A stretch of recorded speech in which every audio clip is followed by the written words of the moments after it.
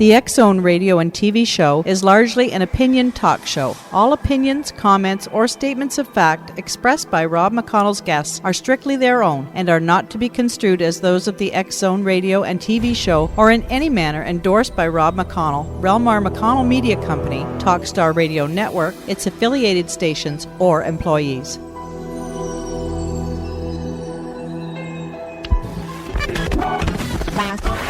All Hit Radio.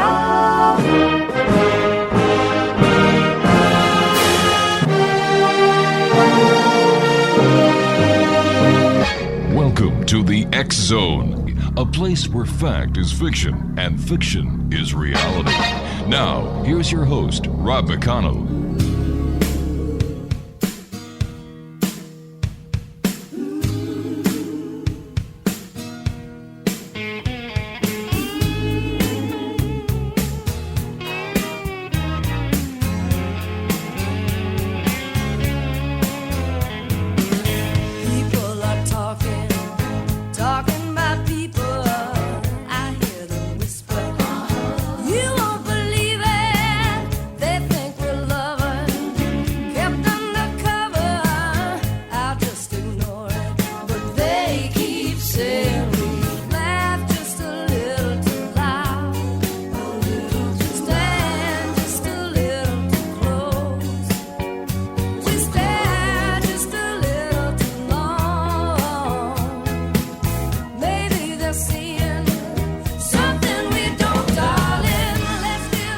Tell you something, X-Zone Nation, we're going to give you and everyone else around this beautiful world of ours something to talk about. Over the next hour, my guest is going to be Nigel Kerner. We're going to be talking to Nigel about his new book, Gray Aliens and the Harvesting of Souls, the Conspiracy to Genetically Tamper with Humanity. In 1997, Nigel Kerner first introduced the notion of aliens known as Greys coming to Earth, explaining that the Greys are sophisticated biological robots created by an extraterrestrial civilization that have long since outlived. In his new book, Nigel reveals that the Greys are seeking to master death by obtaining something humans possess that they do not, souls. Through the manipulation of DNA, human DNA that is, the aliens hope to create their very own souls and thereby escape the grip of the material universe in favor of timeless realm of spirituality, or the timeless realm of spirit. Nigel explains that genetic manipulation by the Greys has occurred ever since biblical times and has led to numerous negative qualities that plague humanity, such as violence, greed, and even racism. Joining me now from the United Kingdom is the author of Gray Aliens and the Harvesting of Souls, the Conspiracy to Genetically Tamper with Humanity, Nigel Kerner. And Nigel, welcome to the X-Zone. A pleasure having you with us, sir. It's pleasure's all mine. Thank you very much for inviting me on. You know, I was telling you before we went on air that I received a copy of your book just yesterday. And usually it'll take me some time before I get to the books that I'm sent. However, after talking to your people, and Nick Redfern, who wrote a review for you, has been on the show many times, and the last time he was on, he mentioned you. So I got your book, and I've got to tell you something. You're going to shock a lot of people. Not only the people that listen to this show, but the people that read your book. You're going to open up minds. And my philosophy has been that we each carry a little piece of the jigsaw puzzle of life in our pockets. And if we were to bring the pieces to a table like we do a real jigsaw and worked on it as such, we would solve these mysteries.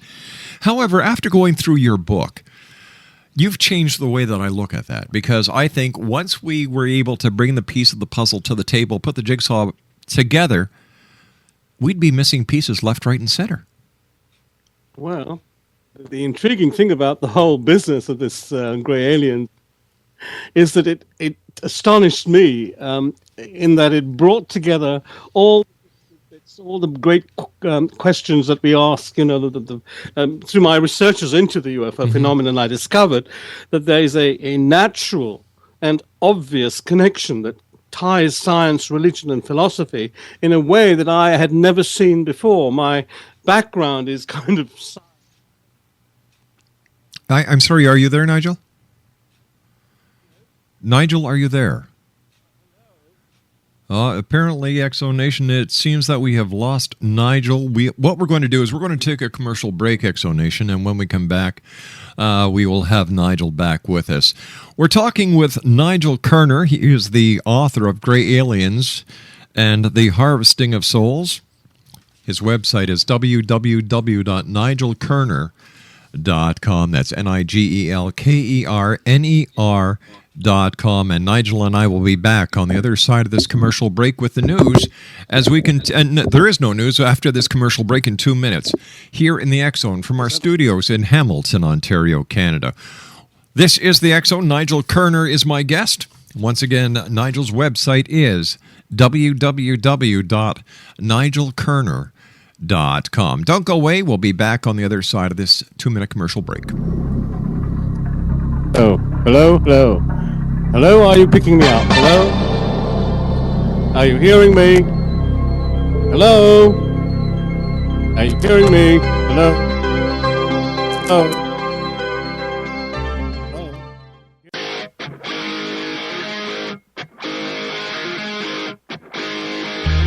No matter what you are, I will always be with you.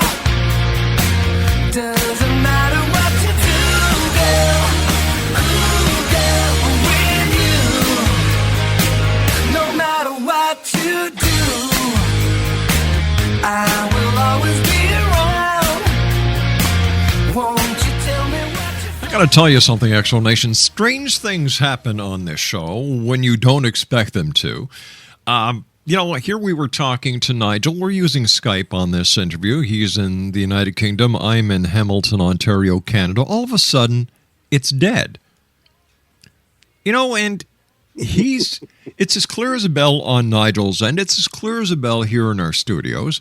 His engineer doesn't know what's going on. My engineer doesn't know what's going on. But you see what? Nigel and I figured it out. It's the Greys. They don't want this word to get out there. And Nigel, thank you very much for joining us. Nice talking to you again. I'm a romantic, but I don't think I'm that romantic, Rob.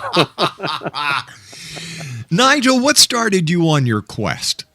Well, a simple question from my young boy at the time, 12 years old, asked me, Dad, are aliens real? Are the UFO phenomenon, is that phenomenon a real phenomenon in our own terms of reference? And of course, my first instinct was to dismiss him peremptorily and say, no, this is all nonsense, blah, blah, blah. And we all kind of used to our Buck Rogers, and we all came through the comic books of science and whatever. And of course, it was that kind of cartoon-esque type of view prevailed in my thinking. But, when my son asks me a question, there's usually an ulterior motive behind it, and I suspected that he wanted something that he could bash me with, and I decided that I wasn't going to give him the privilege, so I had a look at this. I said, look, give me a rain check on this. I'll come back to you about this. Well, I tell you what, that question prompted a complete reversal of my thinking. It's taken me nearly 40 years in all, because I was rather curious about all kinds of phenomena, always thought outside the box and so on. Family was science-soaked, and I had a kind of sense of, a meticulous thinking and analysis, and that kind of neutral standpoint that was kind of trained into me. Hitch up your prejudices somewhere else, and when you walk into a laboratory, you look at things, as cogently as you can, and so on. Anyway, the point was that this thing went through its retinues of verification and so on. And I had a very good research team behind me over the years and so forth. And the more I looked into it, the more I became convinced, from being totally skeptical about this, it turned me completely upside down, that this thing was not harmless. This was a real phenomenon that's going on in the world today. And I would go as far as to say that at this moment in time, it's the most powerful and best kept secret in existence. And that this is something that every single human being on the face of the earth should be told about and understand, in fact.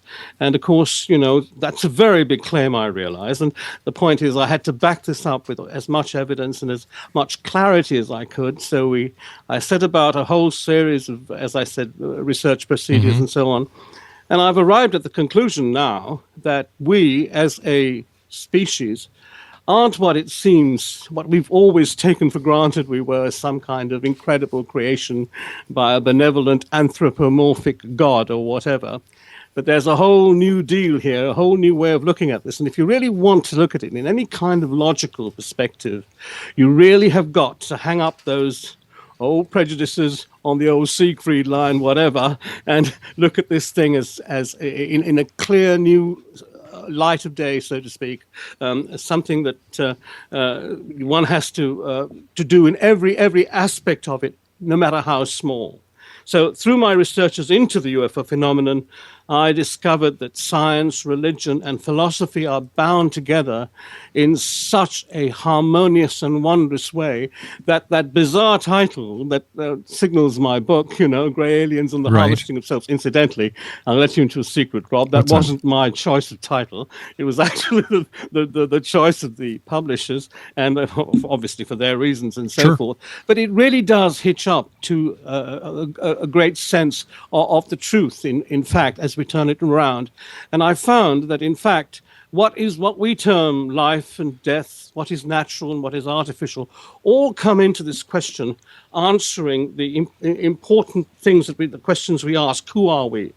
What are we? Where are we going? Why is the universe here? All the grand questions that have occupied them. Much greater minds than mine, I must say. And so, it's something that anyone who wants to look just beyond the fringes of the box, so to speak, would be able to kind of elucidate and so forth. And that's really what brought me into this realm of space research and whatever. Every single discipline came in to these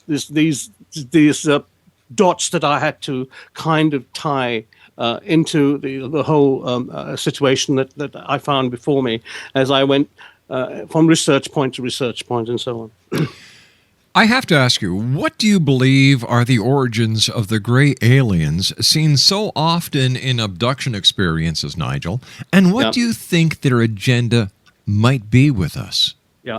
Well, let me put it this way. Okay. We seem to be steadily moving towards, the transformation of our natural humanity these days into a kind of artificial version. Now, I'm not trying to be extreme about this, but I think you get a gist of what I mean. Our progress towards what I call SIM card man is accelerating, It sure is. The implantation of chips in the human body is gaining acceptance, be it for the enhancement of intelligence or memory, or as a type of medical alert bracelet, perhaps implanted in the hand or wrist, so that if you were found unconscious, for instance, you could be scanned and your medical history brought up, and good things may be done. Right. Wonderful justifications for all of this. In the news today, or it was today, but it's been in the news recently, there are reports that NASA and General Motors are just putting the finishing touches on a project to send robots out into space with astronauts. The robots would eventually, be left behind as caretakers to run longer-term experiments and so on. Now, my postulation is this. In trying to find an answer to why this phenomenon has suddenly come upon the Earth, that these incredible things that have been seen by very erudite individuals, responsible individuals, including astronauts, pilots, doctors, lawyers, people who have been trained to observe things as accurately as possible and whose life structure depends on accurate observation. Many, many thousands of them testified to a very real and cogent experience, not some ephemeral, ghostly business here where these UFOs are concerned. Things that move at 25,000 miles an hour and move at right angles in an instant and so forth. Things that actually change. There was a recent thing that was at the press club in Washington where some very, very distinguished individuals was saying that they actually altered the nuclear codes on nuclear missiles. In fact, halted the launching of nuclear missiles. Well, that is a very big deal indeed, as many people might realize. So could the gray aliens themselves be the final product of a civilization at some location out there in the universe, achieving a much grander scale of technological advancement than ours? And ours is only, 200 years old at the most, Rob, and carrying it on so far that the natural body is transformed into artificial implants, into a biomechanical artificial entity that I call a roboid. The gray, I believe, is not a natural biological thing. It is really a manufactured, made up physical mechanism that is a quantum computer that is out there to gather information at the behest, perhaps, of a natural being out there that is far superior and advanced to us. Now, we're doing this, as I said earlier, in our own rudimentary way, relatively speaking. Yes. And these things, of course, might be so advanced that what we are would depend crucially on the programming of these things. And these things may well be programmed just simply to get compound information, information added upon information, so to speak, that extrapolated in terms of permutations and so on, to give various outlooks and compendiums of meaning and so forth. But we have a big, big problem here. What's that, sir? The problem is we come from a original stance with the universe. We are, as natural living beings, a complete contrast to this mechanism of roboidal manufacture, if you see what I'm trying to say. Mm-hmm. Each living being can trace ancestry back, father, grandfather, great-grandfather, and so on, all the way back to the beginning of the universe itself. And may be, and this is the crucial thing, what is beyond the atom, so to speak. And now this incredible difference is what everything hinges on, to my mind. One has to analyze this piecemeal, so to speak, as carefully as possible, taking the reasonable look in logical steps, both minimalistic and maximalistic, so to speak, and looked at in a clear, defined way. And when you do this, you begin to see an amazing thing open up before you, that in fact maybe the two basic contrasts existentially in our universe is that of naturalness against artificialness. And that if you contrast those two things, you've got trouble for one with the other, so to speak.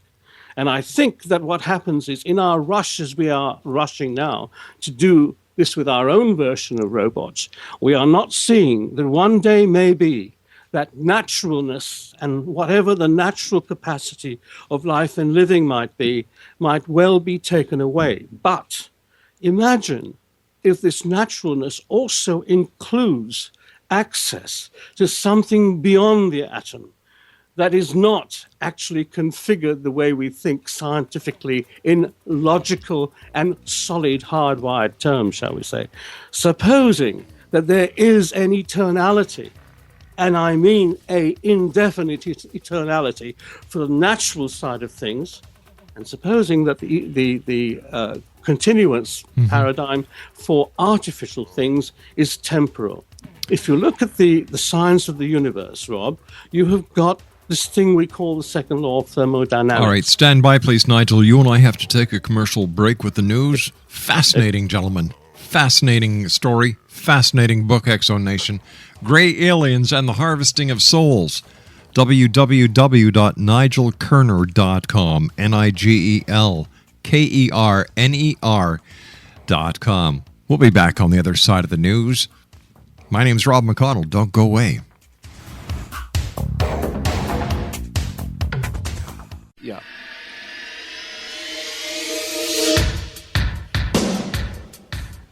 My name is Michael Telstar, Canada's leading mentalist from Toronto, Ontario. Hi, my name is Splenda, and you're listening to my dad, Rob McConnell, on the XZUFO.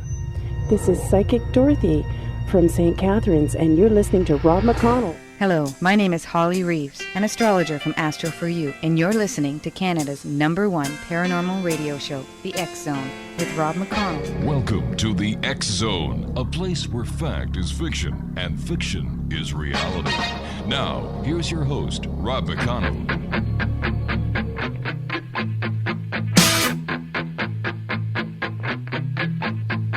Stacy's mom has got it going on.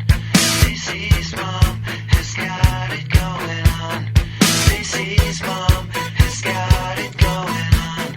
Stacy's mom has got it going on. Stacy, can I come over after school? After school, we can hang around by the pool. Hang by the pool. Did your mom get back from her business trip? Business trip. Is she there, or is she trying to give me the slip? Give me the slip. You know I'm not the little boy that I used to be. I'm all grown up now, baby, can't you see? Stacy's mom has got it going on. She's all I want, and I've waited for so long. And welcome back, everyone. It sounds like Stacy's mom is another Mrs. Robinson. Jeez. Mrs. Robinson and Stacy's mom. Don't you know doing that with young kids is against the law? But I digress, Exo Nation. My guest this hour is Nigel Kerner. He's the author of Grey Aliens and the Harvesting of Souls, the conspiracies to genetically tamper with humanity. And I must read this paragraph to you, Exo Nation, because this totally grabbed me. You know, like, I think we take so much for granted, and we hear things, we see things, and we don't add one and one. But in the very first pages of Nigel's book, you know, it's the beginning. It's what is it? Page 2 of chapter 1. The thesis of evolution put forward by Charles Darwin is commonly used to explain the development to betterment. Development comes with the passage of time through the natural survival of the fittest, and therefore the best. This is regarded as an incidental and fortuitous process that depends on mere chance to genetically bring about the development of the larger brain capacity that makes us capable of better and better things. As an aside, it might be worth asking why Neanderthals did not go to the moon before we did, since their brains were larger than ours. Yes, well, you see, there's a lot of baloney wrapped up in common parlance, so to speak, in common ideas, and I think that's the thing that I discovered as I went along. There's so much of this that doesn't actually tie up, you know, when you connect up the dots and so on. For instance, the most basic thing, Rob, is that there is this thing we call the second law of thermodynamics, and that says that all things, all atomic, enforced things, with time, go into greater and greater states of chaos and randomness with time. So everything rots institutionally. And in fact, the latest position of all cosmology is quite simply that the universe is finite and will end with a complete and utter cold, dark nothingness. And that all meaning would be gone, all structures would be gone, all sense or whatever would be gone. So does that mean we return to the void from which we came? In fact, that is exactly what it's all about. And that it actually ends, the entire thing ends in terms of the laws of physics. That's exactly what they're saying. And the incredible thing is, you've got to ask this question. Is there something, if that is so in terms of a forced paradigm like the atom or an atomic universe, could there be another paradigm that exists? And I'm not talking now dimensions. I'm talking about a completely obverse paradigm that might be described, for want of a better word, as spiritual. And I think the great teachers came to tell us that there is such a mechanism. And there were, in fact, two posts. There was one where everything goes together, a kind of mechanism brings all parts together. And there's one that takes all parts apart. And I think we are in that one, in the one that takes all parts apart. But that's only in the way we are as atomic being. But when we die, perhaps there is a mechanism that carries on after death, and you've got so much evidence with NDEs and so on that allude to this, that this construct there allows for survival of a natural living mechanism past the stage of physical atomic capture, so to speak, into another state of being. Now, the problem with the greys or mechanical things is that I believe that these things came here, found a kind of creature that could live, die, and perhaps come back again into another body and live again. After all, most religions believed in reincarnation. Yes. Perhaps there might be some mechanism here that isolates us as with such a capacity. If that is so, we have got a sensational quality to us, which would be wanted by a mechanical entity that sees this thing and says, hey, we are going to break up with the second law of thermodynamics. We are, after all, atomic. But these guys, they are still atomic, but they have a facility to come back again, to be born again. Perhaps this is what they're after. And my construct of a soul, or paradigm, shall we say, of soul, is quite simply that line of information that comes to each one of us individually from the beginning of the universe to now, to our present identities. And that line of information at our death continues on into another paradigm, the universe of the whole, so to speak, as I say, in different ways, and is there in different stages, if you see what I'm trying to say. And some of it comes back again into this universe, and I try to explain all of that in the book, how I would construct these two paradigms together and so on, and that these two vital mechanisms govern everything. And that's where I bring in this construct of a soul and UFOs. In fact, it is extremely plausible to look at it like this, if indeed you look at the logic of the thing. 1 + 1 equals 1 + 1, by the way, not 2. And all mathematicians will understand my point. And I'm sure the people who have a little bit of the old numbers construct in their heads might also get my point there. And so the whole thing then progresses to the joy and the power of humanity. And if there is a artificial type of power coming from the universe at the behest of some mistaken prompt to go out there and find new meanings, and they discover us. Maybe they're saying to themselves, hey, if these guys can do it, we want a portion of that. How do we piggyback on this? And so they're developing particular types of us to marry with their own artificial minds, their compendium kind of artificial intelligent minds, program minds. And so that's where the danger lies, I think, for all humanity. Now, that is just an opinion, and I'm not here to teach the world new meanings, but I would like, people who read the book to take a look at this and ask themselves a question. What do you think? Could that be possible?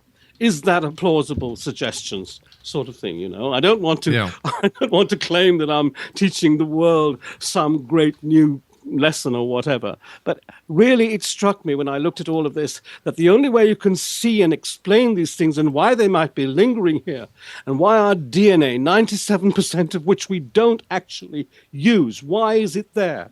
Could it be that these things are storing some kinds of mechanism within us, or had stored previously some kinds of mechanism through which they experiment to adjust us to their needs and wants? And that would explain the abductions and the bad trips that people have in this particular thing. We are just kinds of lab rats at the behest of their technology. And if they were good beings, if they had some wonderful sense of us, kindly sense, surely the first duty would be to inform the people that they are here to help us with their mighty, scope and beneficence and so on, and grant that to us instead of hiding away, instead of keeping away from us all, and having themselves hidden by perhaps certain cartels of humanity who have been fooled into thinking by these things that they are here for the good of mankind, when in fact it might well be for the opposite. Why do you think the governments of the world are not telling the public about this? Why do you think they're suppressing this information? Well, the ostensible reason for it all is that it would create panic, and I think that's absolute poppycock. Codswallop, we've got a lovely word in England called cods. It's absolute garbage, really. And the fact is, I think that there is a small cartel of specialized beings, perhaps genetically engineered by these creatures, who in fact have the real power of this world. And that small caucus is in fact at the center of most of what we know to be governmental mechanisms that under which we all have to prevail and so on. And I think that this particular thing is something that the whole world needs to look at. All of us need to ask this question, or else before we know what we are, a very clever, highly intelligent type of being that has their agenda uppermost will actually work it exactly like this, not show themselves, especially if the agenda is not, as I said, to our benefit, but theirs. If you see what I'm trying to say. So you see, there's a lot to look at here, and I don't really want to cause, all kinds of panic or whatever. But, I want my children to know what kind of future they might have. It's a very simple thing that a parent would want for their child. And basically, and the other thing that was incredible about all of this, and maybe I can just talk a little bit about it in the next section of your program, and that is how this mechanism ties in with life, death, spirituality, and something incredible that happened in Jerusalem 2,000 years ago that actually ties in, another bizarre connection, ties in Jerusalem and a man called Yeshua ben Yosef, Jesus Christ, with this present artifact we have got that people are investigating called the Shroud of Turin. And of course, expertise of my long-time collaborator and chum, Dr. Andrew Silverman. I understand you're going to have him on your program. We're going to have him on next week, as a matter of fact. Yes, he's the expert on the actual scientific details of all of this.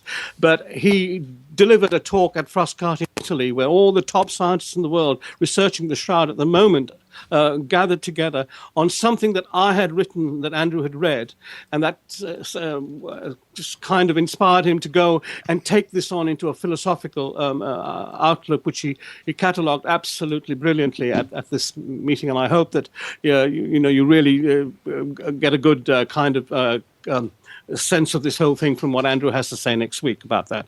But it really does marry up, this business of the shroud, about spirit, about matter, about artificiality, about naturality, and so on.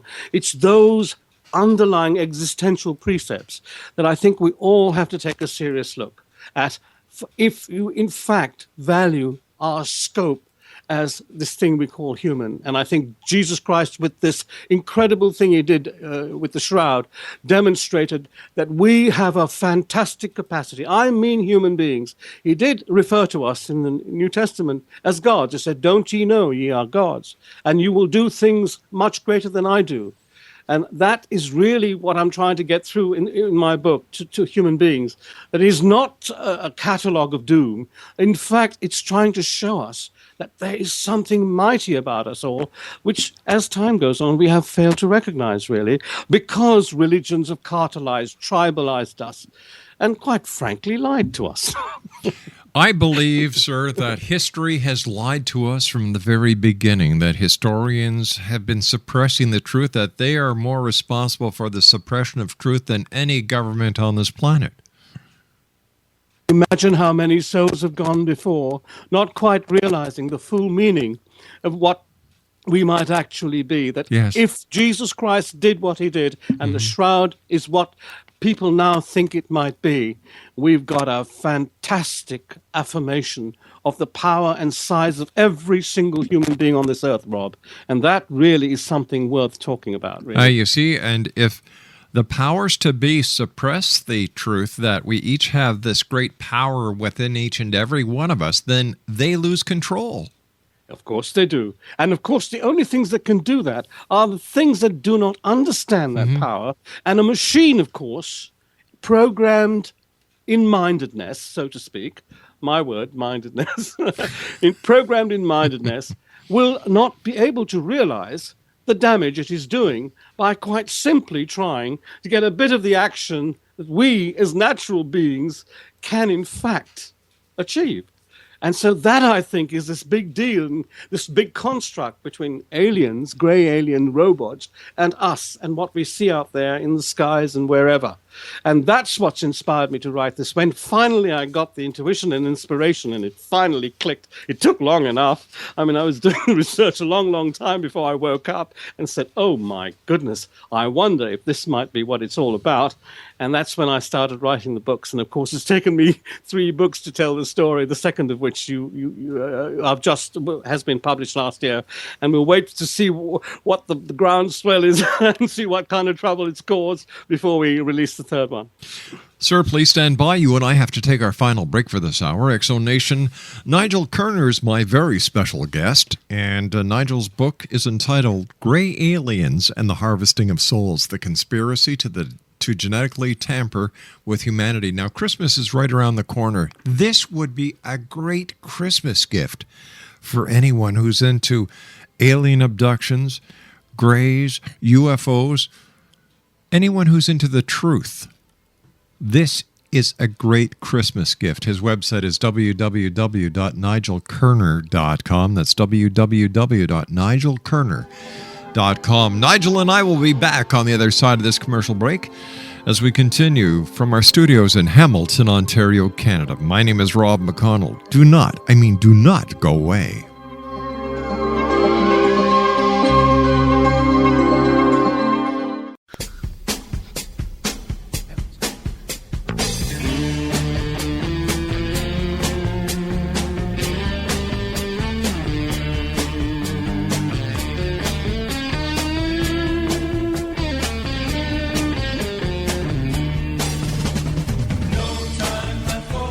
On my way to better things, I found myself some ways. Distant roads are calling me.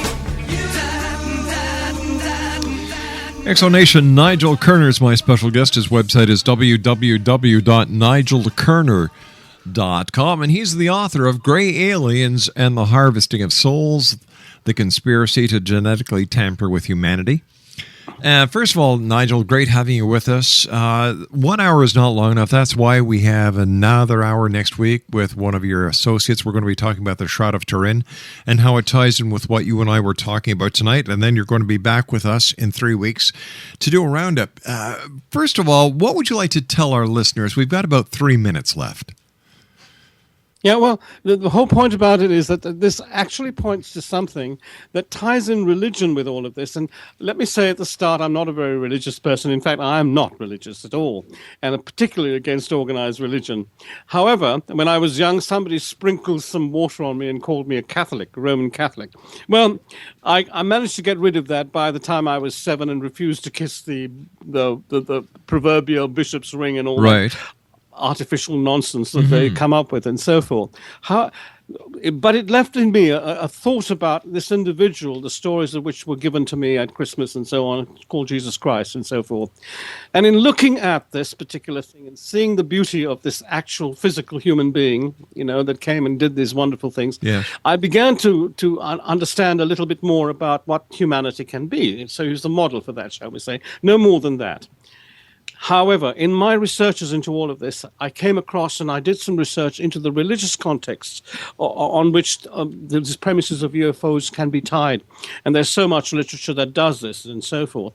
And in doing that, I looked at all the religious notations that spoke about Jesus Christ and what he did that weren't in the New Testament or the Old Testament. In fact, in the obscure books and so forth. And like the Nag Hammadi thing, context and so forth. And there are several accounts within the text of the Gnostic Gospel Library, for instance, in which Jesus carefully explains to his apostles exactly how to deal with the alien beings should they be faced with them. Most notably, of these explanations he gave, Rob, that's given in the first Apocalypse of James in the Nag Hammadi Codex. And the Nag Hammadi Codex was a series of scrolls found by an Arab shepherd in a cave in Judea. And this cave actually gave these wonderful sheets of affirmation of the New Testament in the Bible, with all the books that aren't normally included in the four Gospels and so on, and the Acts of the Apostles. And Jesus warns in this Nag Hammadi Codex, warns James about the entities that take away souls by theft.